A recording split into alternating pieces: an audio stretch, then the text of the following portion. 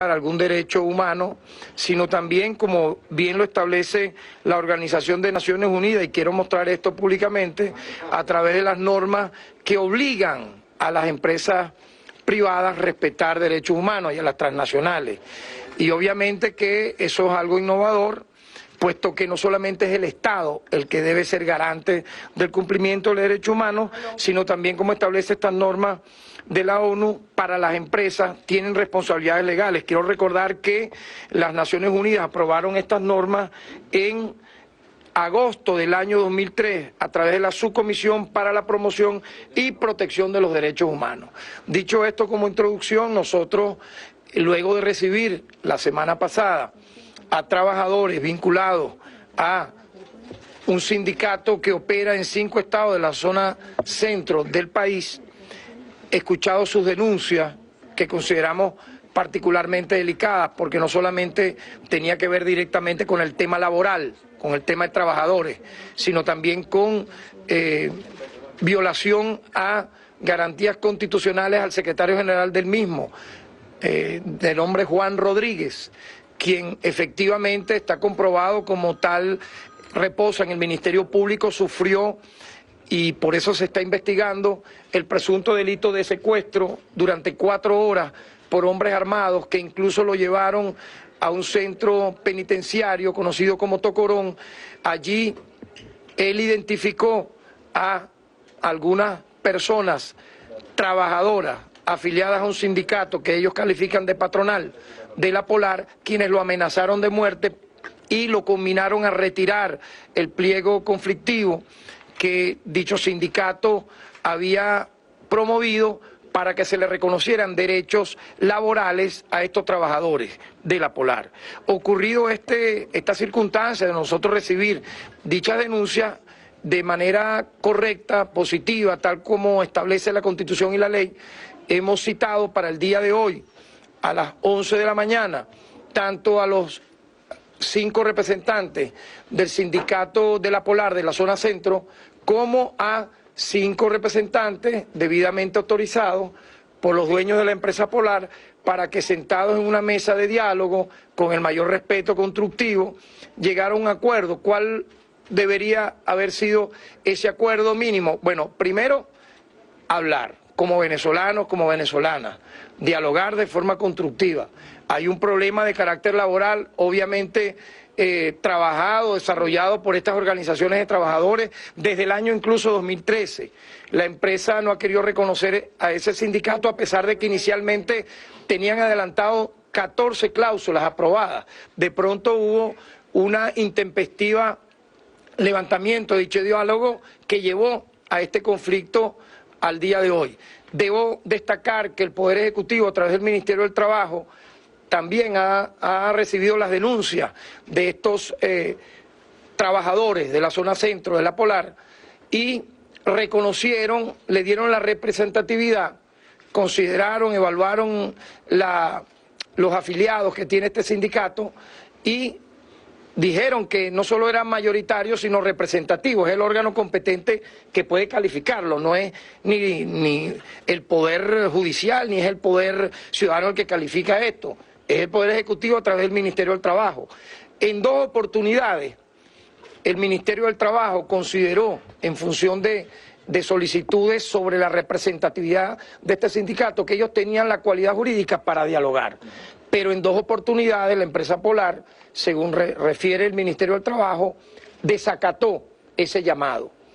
En vista de ello, ya el Ministerio del Trabajo tomará las decisiones respectivas. No nos corresponde a nosotros involucrarnos en dichas decisiones de carácter ejecutivo.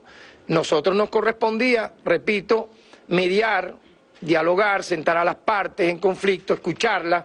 Yo siempre he dicho que el diálogo es de los valientes. El que no viene a dialogar asume una postura contraria. Aquí está la Defensoría del Pueblo, aquí están los representantes del sindicato Cita Terricentro, que están acá con su presidente Juan Rodríguez y sus demás miembros. No están los representantes de la empresa Polar. Creo que ha sido de parte de ellos un error incluso que los coloca de espaldas a una postura de buena fe de parte de la Defensoría del Pueblo. Yo he dicho que el que no la debe no la teme. Si ellos tienen sus argumentos, qué mejor manera que sentados en una mesa de diálogo entre las partes, entre ciudadanos que queremos la paz del país, que no queremos conflictos de ningún tipo, que queremos producción, que queremos desarrollo humanista, que queremos respeto a los derechos humanos, que esta reunión se hubiese dado en los términos que efectivamente ya conoció el país. Pienso que es una actitud, aparte de errada, que refiere ya a una forma de actuar, que ya ha sido incluso contraria a la legislación y de ignorancia a la legislación. Ellos sacan un comunicado que ni siquiera nosotros, por ser totalmente ignorantes de la ley, desproporcionado, desmedido y lleno de vacíos legales, pareciera que ese comunicado de la gerencia laboral lo hubiese redactado un estudiante de apenas primer año de Derecho, porque es el desconocimiento absoluto de lo que establece la Constitución y la Ley Orgánica de la Defensoría del Pueblo. Ellos refieren que solamente es la Ley Orgánica del Trabajo la que puede vigilar si ellos funcionan o no a derecho. Pues no, señores de la Polar. Les voy a leer 2 artículos solamente para que el gerente de Asuntos Laborales aprenda un poco de lo que es derechos humanos y lo que es el funcionamiento de la Defensoría del Pueblo. El artículo 2 establece de esta ley orgánica, no es una ley especial, no es una resolución, para el gerente de Asuntos Laborales. Luego, en la pirámide de Kelsen, luego de la Constitución, el peso mayor de la ley, de la legislación, la tienen las leyes orgánicas, y de la Defensoría del Pueblo la rige una ley orgánica, que en su artículo 12 dice lo siguiente: todo funcionario o funcionaria o persona, quienes se refiere al artículo 7 de la ley, luego leeré el artículo 7, que sea requerida por la Defensoría del Pueblo, debe colaborar, auxiliar, facilitar y suministrar los informes, expedientes, documentos, informaciones y explicaciones solicitadas. Asimismo, se debe permitir el libre acceso a los funcionarios o funcionarias de la Defensoría del Pueblo a lugares y documentos para el cumplimiento de su misión. El incumplimiento a lo contenido en el presente artículo hará incurrir a la persona en las responsabilidades previstas en el título 4 de esta ley. Ahora me remito al artículo 7, si me permiten, que dice: ámbito de actuación de la Defensoría del Pueblo. La actividad de la Defensoría del Pueblo abarca las actuaciones de cualquier órgano y funcionario o funcionaria perteneciente al Poder Público Nacional, estatal o municipal, en sus ramas ejecutiva, legislativa, judicial, electoral, militar y demás órganos del poder ciudadano. Abarca igualmente la actuación de particulares que prestan servicios públicos.